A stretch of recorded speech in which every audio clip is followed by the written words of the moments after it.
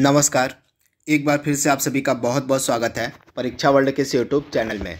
दोस्तों, railway group D 2022 की परीक्षा के लिए हम विज्ञान यानी कि साइंस के 1500 प्लस इम्पॉर्टेंट क्वेश्चन आंसर की जो सीरीज चला रहे हैं उसका जो भाग 4 है उसको आज हम कंप्लीट करेंगे। तो चलिए वीडियो को शुरू करते हैं और देख लेते हैं कि आज का हमारा जो पार्ट 4 है इसमें हमने कौन कौन से बेहतरीन साइंस के प्रश्नों को सम्मिलित किया हुआ है। तो चलिए वीडियो को शुरू करते हैं। पहला प्रश्न आपके सामने है, और किस छोटे दर्पण यानी कि किस छोटे मिरर की सहायता से ऊंचे भवन या पेड़ की पूर्ण लंबाई को देखा जा सकता है, आपको बताना है। तो ऊंचे भवन या पेड़ की अगर आपको पूर्ण लंबाई का प्रतिबिंब देखना है तो आपको उपयोग में लाना पड़ेगा उत्तल दर्पण यानी कि कन्वेक्स मिरर का जो इस्तेमाल करके आप ऊंचे भवन या पेड़ की जो पूर्ण लंबाई है उसका प्रतिबिंब देख सकते हैं। तो ऑप्शन बी आपका बिल्कुल सही हो जाएगा, उत्तल दर्पण। वर्तमान में जेनेटिक इंजीनियरिंग में निम्नलिखित में से किसका उपयोग होता है?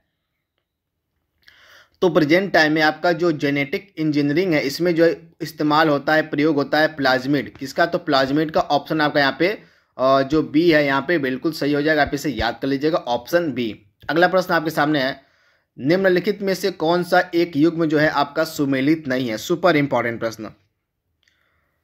तो इसमें से कौन सा युग्म जो है आपका सुमेलित नहीं है? आइए इसको देख लेते हैं।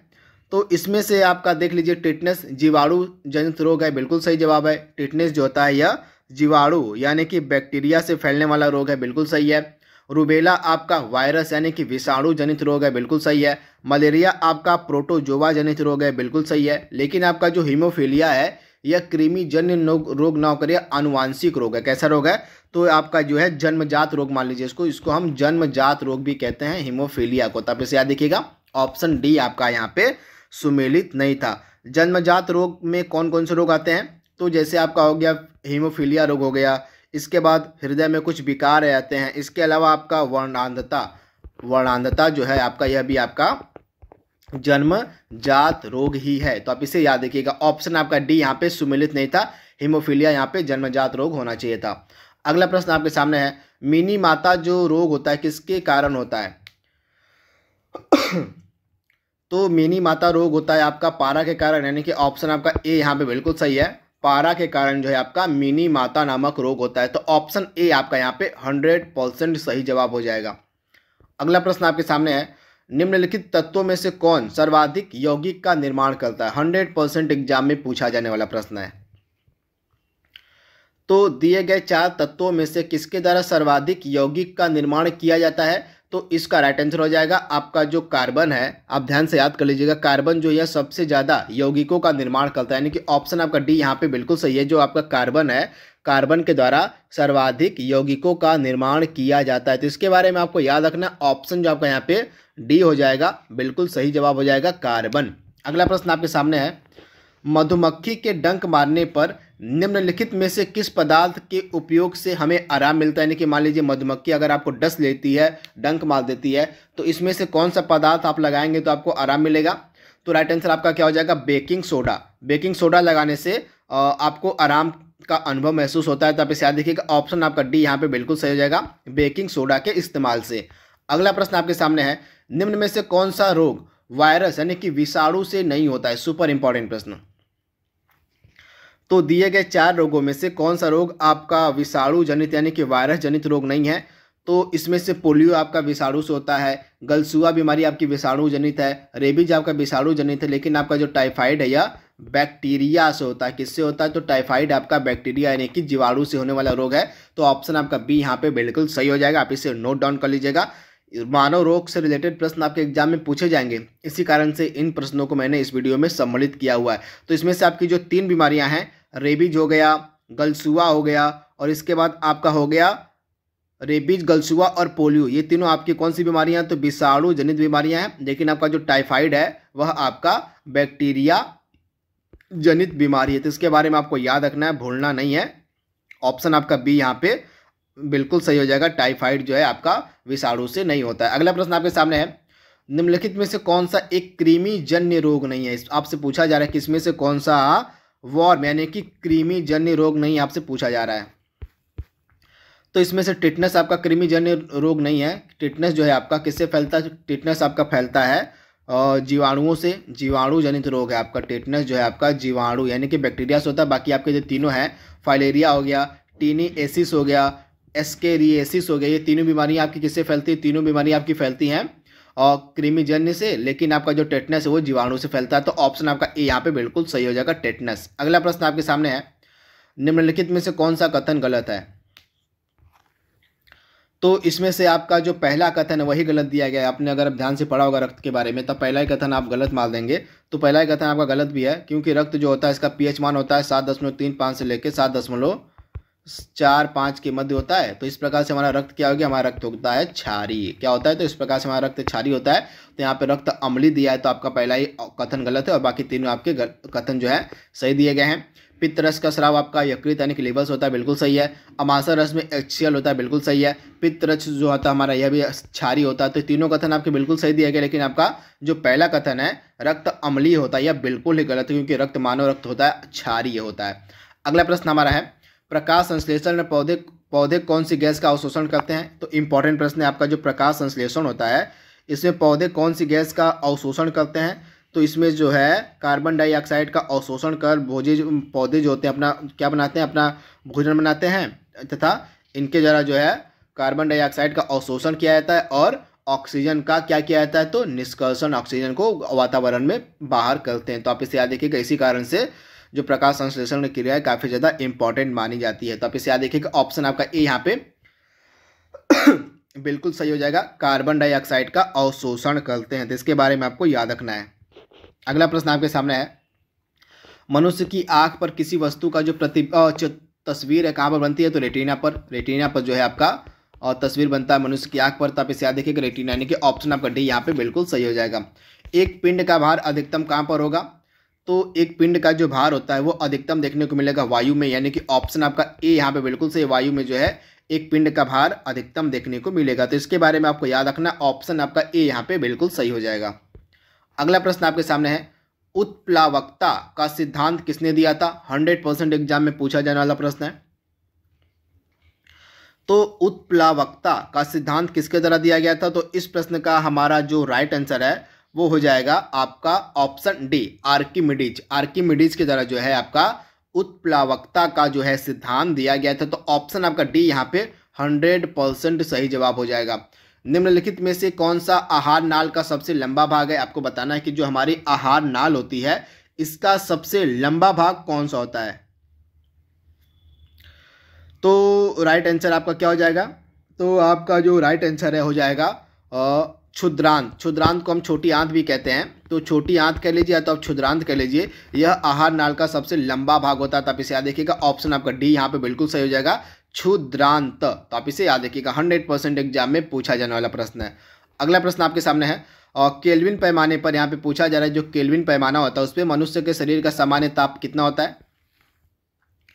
तो 310 केल्विन होता है। आप याद कर लीजिएगा, 310 केल्विन होता है मनुष्य के शरीर का सामान्य ताप केल्विन पैमाने पर। इसको आप 273 + 37 करेंगे तो आपको प्राप्त हो जाएगा केल्विन पैमाने पर मनुष्य के शरीर का सामान्य ताप। तो आप इसे याद रखिएगा, ऑप्शन आपका यहाँ पे 310 केल्विन हो जाएगा, बिल्कुल सही। इंपॉर्टेंट प्रश्न है। हवा में ध्वनि की चाल कितनी होती है? इंपॉर्टेंट है। तो हवा में ध्वनि की चाल होती है 332 मीटर प्रति सेकंड। ऑप्शन आपका बी यहाँ पे बिल्कुल सही हो जाएगा, 332 मीटर प्रति सेकंड आपका राइट आंसर हो जाएगा। हवा में ध्वनि की जो चाल होती है वो 332 मीटर प्रति सेकंड होती है। तो ऑप्शन आपका जो बी है यहाँ पे बिल्कुल सही हो जाएगा। इसके बारे में आपको याद रखना है, भूलना नहीं है। तो आपकी जो ध्वनि तरंगे होती हैं, एक चीज़ आप इनके बारे में याद रखिएगा, ध्वनि तरंगों के लिए अगर ध्वनि तरंगों को संचरण करना है, अगर इनको गति करना है, तो इनको गति करने के लिए, इनको संचरण करने के लिए किसी न किसी माध्यम की आवश्यकता पड़ती है। ध्वनि तरंगे जो है निर्वात में संचरण नहीं कर सकती, इसके बारे में आपको याद रखना है। जबकि ध्वनि तरंगे होती हैं ये निर्वात में संचरण नहीं कर सकती हैं, इनको संचरण करने के लिए किसी न किसी माध्यम की तो आवश्यकता पड़ती ही पड़ती है। तो आप इसे याद रखिएगा। तो हवा में ध्वनि की चाल कितनी होती है, गति कितनी होती है? 332 मीटर प्रति सेकेंड है। अगला प्रश्न आपके सामने है, सौर विकिरण का मापन किससे किया जाता है? तो सौर विकिरण का जो मापन है वो आपका पायरोमीटर की सहायता से होता है, यानी कि ऑप्शन आपका बी यहाँ पे बिल्कुल सही हो जाएगा, पायरोमीटर। लंबाई की सबसे छोटी इकाई कौन सी होती है? तो लंबाई की सबसे छोटी इकाई आपकी होती है फर्मीमीटर। फर्मीमीटर जो आपका है यह लंबाई की सबसे छोटी इकाई होती है। तो ऑप्शन आपका बी यहाँ पे बिल्कुल सही हो जाएगा। तो ऑप्शन बी आपका बिल्कुल सही है। फर्मीमीटर जो होता है लंबाई की सबसे छोटी इकाई होती है। अगला प्रश्न आपके सामने है, और हीटर में किस धातु का तार, मतलब हीटर में जो है किस धातु का तार बना होता है, मतलब हीटर जो है आपका किस धातु के तार से बना होता है, तो नाइक्रोम। आप यहाँ देखिएगा नाइक्रोम के तार से जो आपका हीटर बना होता है। तो ऑप्शन आपका सी यहाँ पे बिल्कुल सही जवाब हो जाएगा। पहली बार मिसाइल को किसने बनाया था, आपको बताना है कि जो सर्वप्रथम बार मिसाइल है किसके द्वारा बनाई गई थी। तो सर्वप्रथम बार जो मिसाइल थी यह बनाई गई थी वर्नर वॉन ब्रोन के द्वारा। ऑप्शन आपका बी यहाँ पे बिल्कुल सही है। वर्नर वॉन ब्रोन के द्वारा जो है पहली बार मिसाइल बनाई गई थी। तो ऑप्शन आपका बी यहाँ पे 100% सही जवाब हो जाएगा, वर्नर वॉन ब्रोन। अगला प्रश्न आपके सामने है, क्यूरी किसकी इकाई है। आपको बताना है कि जो क्यूरी है यह किसकी इकाई है। तो रेडियो एक्टिविटी यानी कि रेडियो धर्मिता की इकाई को हम कहते हैं क्यूरी, यानी कि ऑप्शन आपका डी यहाँ पे बिल्कुल सही जवाब हो जाएगा, रेडियो धर्मिता। हाइड्रोजन बम का विकास किसने किया था, हाइड्रोजन बम को किसने बनाया था। तो हाइड्रोजन बम को बनाया था एडवर्ड टेलर ने। किसने, तो एडवर्ड टेलर के द्वारा जो है हाइड्रोजन बम बनाया गया था। तो ऑप्शन आपका यहाँ पे ए बिल्कुल सही हो जाएगा, एडवर्ड टेलर। आप इसे याद रखिएगा, 100% एग्जाम में पूछा जाने वाला प्रश्न है। अगला प्रश्न आपके सामने है, और स्कूटर के आविष्कारक यहाँ पे आपसे पूछे जा रहे हैं। अगला प्रश्न आपके सामने है, स्कूटर के आविष्कारक आपसे पूछे जा रहे हैं कि स्कूटर का जो आविष्कार है किसके द्वारा किया गया था। तो ब्रेडशॉ की तरह जो है आपका आविष्कार किया गया था किसका, तो स्कूटर का। इसके बारे में आपको याद रखना है, ब्रेडशॉ ने जो है आपका आविष्कार किया था किसका, तो स्कूटर का। इसके बारे में आपको याद रखना है, 100% एग्जाम में पूछा जाने वाला प्रश्न है। इसके बाद जो अगला प्रश्न आपके सामने है वो है, आर्द्रता को किसके द्वारा मापा जाता है, यानी कि ह्यूमिडिटी जो होती है आपकी किसके सहायता से मापी जाती है। तो ह्यूमिडिटी को हम मापते हैं हाइग्रोमीटर से, यानी कि ऑप्शन आपका सी यहाँ पे बिल्कुल सही हो जाएगा, हाइग्रोमीटर से। आप इसे याद कर लीजिएगा, 100% एग्जाम में पूछा जाने वाला प्रश्न है। अगला प्रश्न आपके सामने है, पादप कोशिका भित्ति किसकी बनी होती है। तो पादप कोशिका भित्ति आपकी बनी होती है सेल्यूलोज की, यानी कि ऑप्शन आपका यहाँ पे बी जो है बिल्कुल सही जगह, सेल्यूलोज की बनी होती है आपकी पादप कोशिका भित्ति। तो इसके बारे में आपको याद रखना है। अफीम के कौन से हिस्से से जो है मॉर्फिन प्राप्त किया जाता है। तो अफीम का जो फल आवरण वाला हिस्सा होता है उससे जो है आपका मॉर्फिन प्राप्त किया जाता है। तो ऑप्शन आपका बी यहाँ पे बिल्कुल सही हो जाएगा। अगला प्रश्न आपके सामने है, सूर्य पर सर्वाधिक मात्रा में पाई जाने वाली गैस कौन सी है। तो सबसे अधिक मात्रा में सूर्य पर आपको मिलेगी हाइड्रोजन गैस, यानी कि ऑप्शन आपका ए यहाँ पे बिल्कुल सही है। हाइड्रोजन गैस जो होती है सूर्य पर सर्वाधिक मात्रा में पाई जाने वाली गैस होती है। तो ऑप्शन आपका ए यहाँ पे बिल्कुल सही हो जाएगा। सापेक्षकता यानी कि थ्योरी ऑफ रिलेटिविटी का सिद्धांत किसने दिया था, आपसे पूछा जा रहा है। तो सापेक्षकता का जो सिद्धांत दिया गया था किसके द्वारा, आइंस्टीन के द्वारा। तो आप इसे याद देखिएगा, ऑप्शन आप जो बी है यहाँ पे बिल्कुल सही हो जाएगा। अल्बर्ट आइंस्टीन ने जो है आपका थ्योरी ऑफ रिलेटिविटी यानी कि सापेक्षकता का सिद्धांत दिया था। तो ऑप्शन आपका बी यहाँ पे बिल्कुल सही हो जाएगा। अगला प्रश्न आपके सामने है, किसकी कमी के कारण थायराइड ग्रंथि की अत्यधिक वृद्धि हो जाती है। तो आयोडीन की कमी के कारण जो थायराइड ग्रंथि होती है उसका जो है विकास अत्यधिक हो जाता है, अत्यधिक वृद्धि हो जाती है तथा जिसके कारण घेंगा नामक बीमारी भी हो जाती है। तब इसे याद देखिएगा, आयोडीन की कमी से ही आपकी घेंगा नामक बीमारी भी होती है। तो आप इसे याद देखिएगा। साइटोलॉजी किससे संबंधित है। तो साइटोलॉजी का संबंध आपका कोशिका के अध्ययन से, यानी कि ऑप्शन आपका बी यहाँ पे बिल्कुल सही है, कोशिका के अध्ययन से संबंधित आपका साइटोलॉजी। इंपॉर्टेंट प्रश्न है। अगला प्रश्न आपके सामने है, एथलीट फुट रोग का कारण क्या होता है। तो कवक के कारण होता है आपका एथलीट फुट रोग, यानी कि ऑप्शन आपका ए बिल्कुल सही हो जाएगा। जो आपका एथलीट फुट रोग है यह किसके कारण होता है, तो यह जो है आपका कवक के कारण होता है आपका एथलीट फुट रोग, यानी कि ऑप्शन आपका ए बिल्कुल सही हो जाएगा। आपका जो विटामिन ए है यह मनुष्य के शरीर में किस अंग में संग्रहित होता है। तो यह आपका जो लीवर होता है, आपका जो किडनी, आपका जो यकृत होता है, यकृत में ही जो है आपका विटामिन ए संग्रहित होता है, यानी कि ऑप्शन आपका सी यहाँ पे बिल्कुल सही हो जाएगा। यकृत यानी कि लीवर में आपका विटामिन ए संग्रहित रहता है। तो आप इसे याद रखिएगा, ऑप्शन आपका सी यहाँ पे बिल्कुल सही है। तो इस तरह से दोस्तों हमने कुछ इंपॉर्टेंट प्रश्नों को आज भी कवर कर लिया है। ये सभी प्रश्न आपके साइंस के थे जो कि रेलवे ग्रुप डी परीक्षा के लिए पूरी तरह से इंपॉर्टेंट है। आई होप यह वीडियो आपको पसंद आएगा। तो इसका अगला भाग हम जल्दी अपलोड करेंगे। तब तक के लिए thank you, thanks for watching, thank you.